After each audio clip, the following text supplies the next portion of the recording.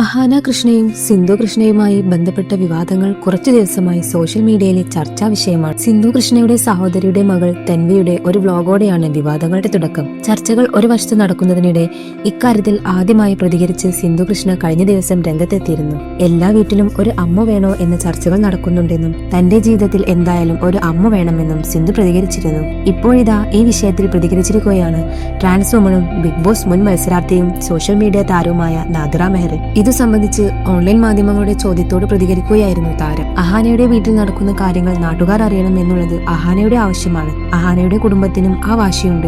അഹാനയ്ക്കെതിരെ ആദ്യമായിട്ടല്ല ഇത്തരത്തിൽ കമന്റുകൾ വരുന്നത്. ആ കമന്റുകൾക്ക് എല്ലാം മറുപടി കൊടുത്ത് ആ കുടുംബത്തിന്റെ ഫ്രെയിമിനെ തന്നെ നശിപ്പിച്ചതായി എനിക്ക് തോന്നി. ആ കുടുംബത്തിന് ഒരു സൗന്ദര്യം ഉണ്ടായിരുന്നു. ആ സൗന്ദര്യം നശിപ്പിച്ചത് ഈ മക്കൾ തന്നെയാണ്. മുത്തശ്ശിയാണ്, പ്രായമായ സ്ത്രീയാണ്. അവർക്ക് അവരുടേതായ പരിമിതികളും പോരായ്മകളും ഉണ്ട്. ആ പോരായ്മകൾ മനസ്സിലാക്കി പെരുമാറേണ്ടത് അഹാനയാണ്. വിദ്യാഭ്യാസം ഉള്ളയാളാണ് അഹാന. പക്ഷേ ആ വിദ്യാഭ്യാസത്തിന്റെ ഗുണം കാണിക്കാതെ പോയി. ലൈം ലൈറ്റിൽ നിന്നും താഴോട്ട് പോകുന്നുവെന്ന് തോന്നുമ്പോൾ ഇത് പറഞ്ഞാൽ റീച്ച് ഉണ്ടാവും. അതിന്റെ ഒരു തോന്നലാണ്. ലൈം ലൈറ്റിൽ നിൽക്കുന്നവർ സാധാരണ ചെയ്യുന്ന കാര്യമാണ് ഇതൊക്കെ.